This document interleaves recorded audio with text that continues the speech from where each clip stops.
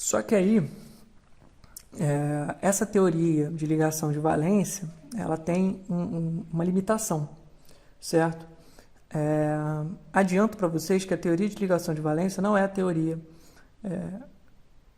mais correta já verificada até hoje, certo? Então existem teorias melhores do que a teorias de ligação de valência para explicar ligações covalentes ou ligações entre átomos, tá?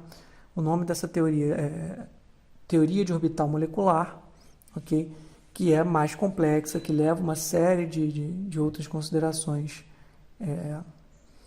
em questão, mas a nível médio a gente consegue lidar com essa teoria de ligação de valência de modo bastante satisfatório. Então, mas mesmo essa teoria de ligação de valência, ela tem alguns probleminhas. Porque, por exemplo, a teoria de ligação de valência não é capaz de explicar a capacidade do carbono de fazer 4 ligações. Porque, observem, se a gente tem um carbono, a distribuição do carbono, a distribuição eletrônica do carbono é essa. Então, se a gente faz a distribuição por orbital deste carbono, a gente vai ter essa distribuição por orbital. Reparem que aqui o carbono só tem 2 orbitais semi-preenchidos, que é esse aqui e esse aqui. Estes 2 orbitais semi-preenchidos só dariam ao carbono a capacidade de fazer 2 ligações covalentes, pela teoria de ligação de valência. Mas o carbono ele consegue fazer até 4 ligações covalentes. E aí, como é que se explica isso? Tá?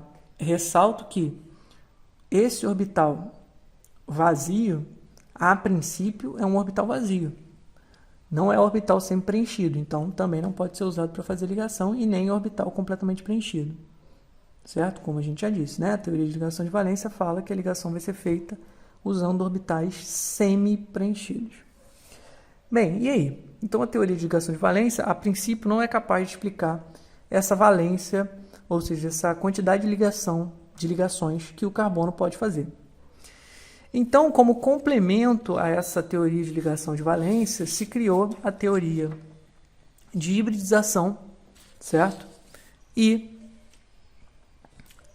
que se trata, ou que pode ser vista da seguinte maneira.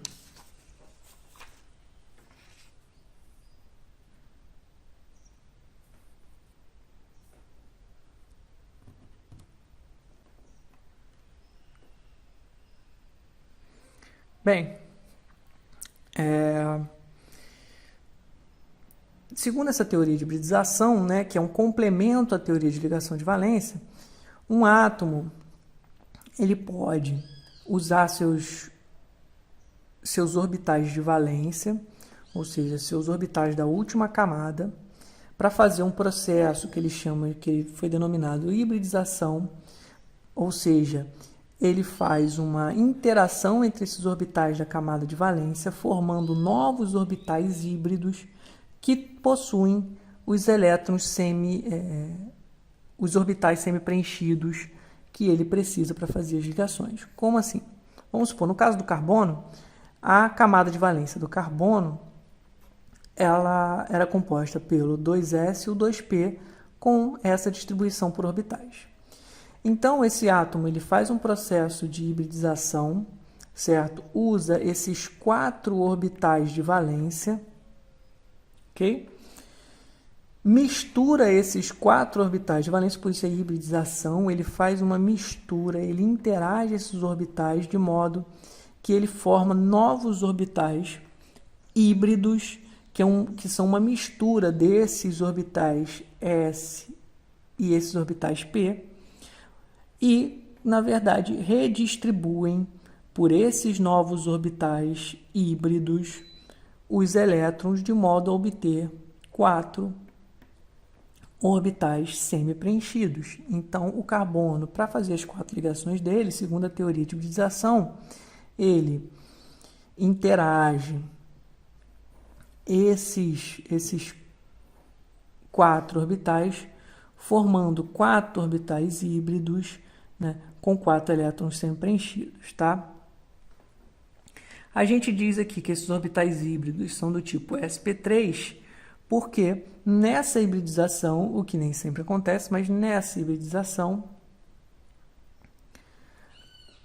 o carbono usou um orbital S e 3 orbitais P, certo? Então, um é S1, né, aqui que está oculto, e P3, ou seja, usou um S e 3 orbitais P nesse processo de hibridização para formar esses 4 orbitais híbridos, né? Então, a gente diz que essa foi uma hibridização do tipo sp3, ou a gente diz que esse carbono sofreu um processo de hibridização sp3, né? Cada orbital é considerado um orbital do tipo sp3, né? Já não é mais um orbital P ou um orbital S, ele é um orbital do tipo sp3.